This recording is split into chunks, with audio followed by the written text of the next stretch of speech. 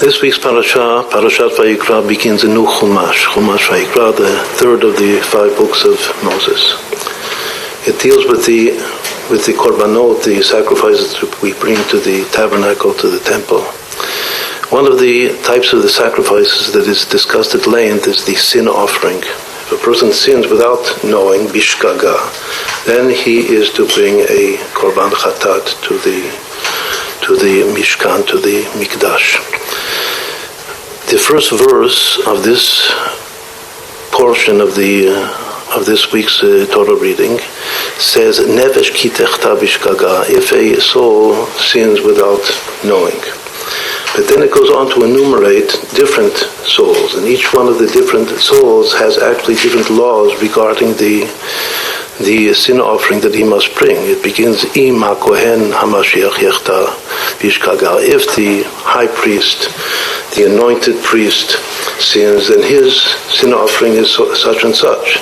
Then it goes on to say that if the Kol Adat Yisrael, if the whole congregation of Israel, which means the high court, the supreme court of Israel, Yishku, make a mistake in their judgment, and they teach that something which is actually forbidden and very severe avera, transgression, they permit it, then they also have to bring a sin offering.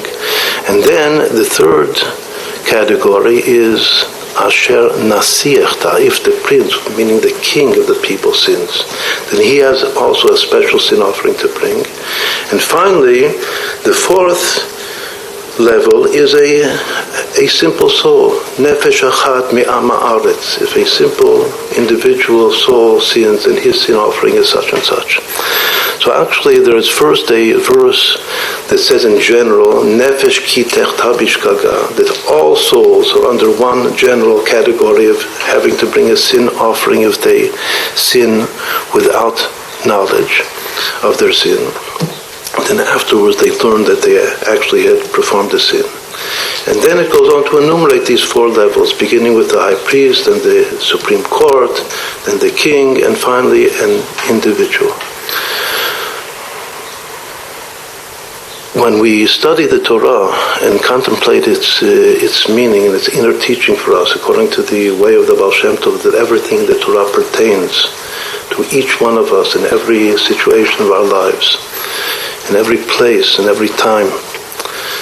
So all of these different categories, actually we have to find them within ourselves. Meaning that every person in himself also has a spark of the high priest, and he has a spark of the congregation, of the entire congregation, meaning the Sanhedrin, the supreme court.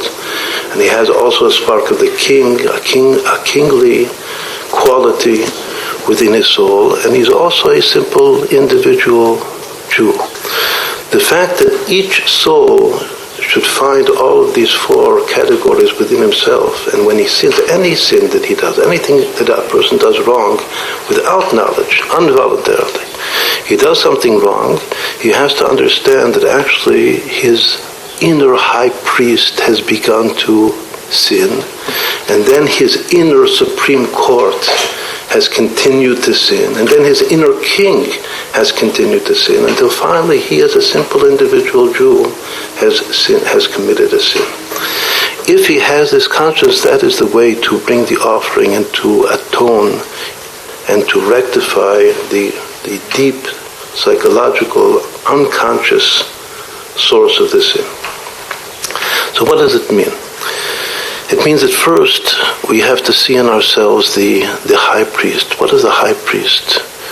Kohen HaMashiach, the anointed priest. What does he mean? The high priest is an inspired teacher. The priest is to teach the people the Torah, but he's the high priest. He's anointed with the oil, which gives him the special divine inspiration to teach. That's one function of the high priest. The second important function of the high priest is that he atones for us, and he has all of us in mind. And when he does the service in the temple, his service is atoning for us. What does that mean now? That means that a person, an individual that feels all of the pain of the Jewish people, each individual prays very, very deeply for each one. And because of his prayer, because of his service, he brings both atonement and alleviation to all of the suffering of the Jewish people. These are the two basic functions of the high priest: to teach with inspiration and to pray for the people, to atone for the people. If I sin, the beginning of my sin is something went wrong in my inner high priest. I was not connected enough. I was not inspired enough. That's the beginning of sin. The second stage of sin is the Supreme Court. What does it mean that I have a Supreme Court within me? To have a Supreme Court is a system of a judgmental system to judge what is right and what is wrong, to tell myself what is right and what is wrong, and to tell others also, to instruct others what is right and what is wrong. If something goes wrong in that inner system of judgment, of knowing what is right and what is wrong, I make a mistake. Something which is wrong, I say that it's okay, it's right. That's the second stage of the inner sin of the soul. Then comes the third stage, which is my function as a leader. Every Jew and every soul has a function to lead others. That is his kingly quality. If I lead others in the wrong way, which is also has to do with giving each person his mission, trying to instruct and saying that this person should be appointed to this particular position, that's what a king does, and another person should be appointed to another position. If I also make a mistake and go wrong and do something wrong in my leadership quality, that's called that my king has sinned. What is the common denominator of all these three first levels? It is that it all relates to the community, to my responsibility to the Jewish people, to the whole world. I have a responsibility to be a high priest. I have a responsibility to be a supreme court. I have a responsibility to be a king. There's all sin, even there's a sin just between me and God. But all sin has to do because of lack of assuming, with bitul, with selflessness, assuming and functioning properly as responsible for the world around me. And it has these three levels to it: the high priest, the supreme court, and then the king. And if something goes wrong at these three levels, actually it begins all from the high priest, from that inspiration and that feeling connected and that praying for everyone, for the whole Jewish people, for the whole world, for redemption, for Mashiach to come.